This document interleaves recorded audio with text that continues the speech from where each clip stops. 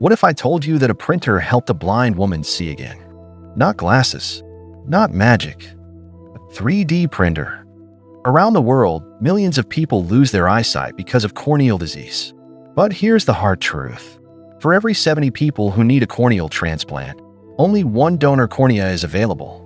That means long waiting lists, and for many, a life in darkness.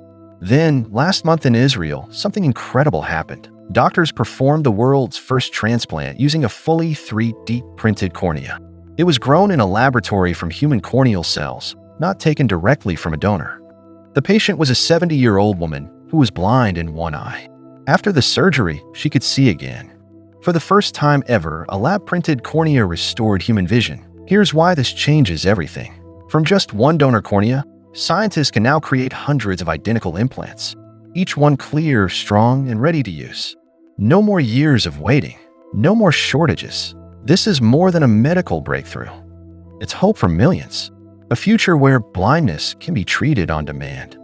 And a reminder that sometimes science doesn't just change lives, it gives sight back.